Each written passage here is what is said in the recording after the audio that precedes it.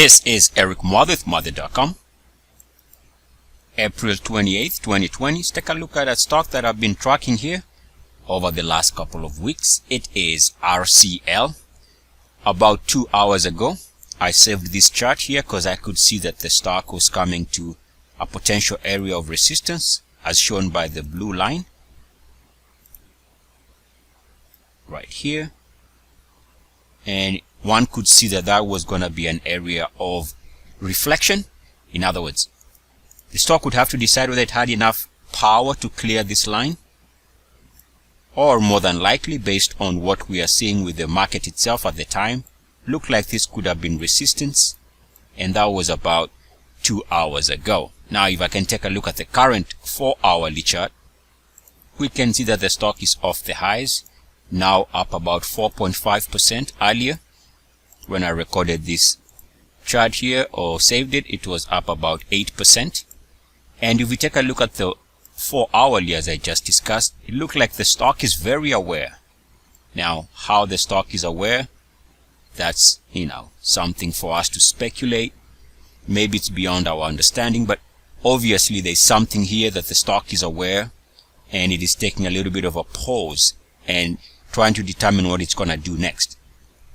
If you are bullish, and for those who are bullish, of course you'd want to see this clear this level so you can advance prices beyond current levels. And if you are bearish, you're encouraged by the fact that the stock is respecting this line here and potentially looking to go down. Keep in mind, whenever it drops below RSI 50 on the 4-hourly, expect a big down movement at that time. Now, again, as I've been following this stock over the last couple of weeks, we can see that on the daily, we can see a similar line, which is this RSI line here. And the way I've drawn it, it gives us the break point. In other words, I've made the line relevant in that it gives us information about this period here.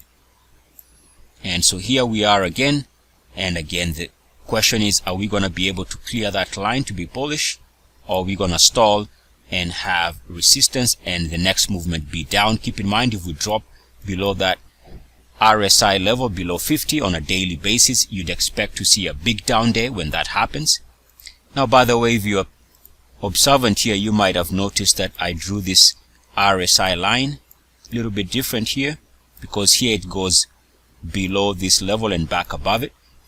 Just wanted to mention that you can do that based on my methods if there is uniform action. In other words, this uniform action is the key, because it means that that was a reversal area and a fake area on the chart.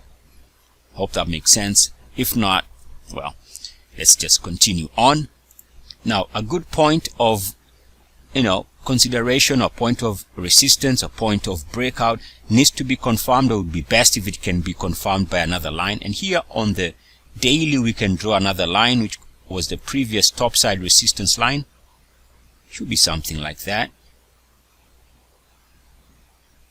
And you can see that this line was a breakout line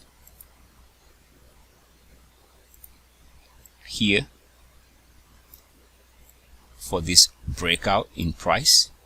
It turned into support during the shallow pullbacks of late 2019. We found support there again, or slightly above it, for that support area. Then we break below that line. Right here is a break, and that corresponds with coming off the highs. So you can see again from another different point of view, another vantage point, we can see that the stock does need to clear these two lines if there is going to be any sustained movement to the upside. Can it happen? Of course it can. At the same time, it looks very logical that this becomes an area of rejection, and we see the next meaningful direction being to the downside. Now, something to note here is on the weekly, because we spent a lot of time below 30.9, which is here, where we drop below 30.9 here on the RSI. So this is another aspect of this stock's current look from different time frames. because we dropped below RSI 30.9, and that initial drop below 30.9 was this movement here in the 80s, we would stay there below 30.9 effectively until this week. So the risk, if you are bullish, and it's a major risk, is if you end up coiling back below 30.9, if the RSI stays below 30.9, if it stays below 30.9, what that means is there's a good chance, if not pretty much it's gonna be dead, a giveaway, that we're gonna test the weekly closing lows or the intraday closing lows, or we might even more than likely make lower lows. This is all gonna be back on the table as long as the RSI is back below 30.9. So those who are bullish want to insist that the RSI stays and holds above 30.9, otherwise slippage back below 30.9 and things are gonna turn ugly again. Remember, if the RSI drops below 30.9, it's probably a given that we are gonna have to make fresh lows. This is Eric Muathe with Muathe.com. As always, good luck, peace, and blessings. ETFs. Namaste.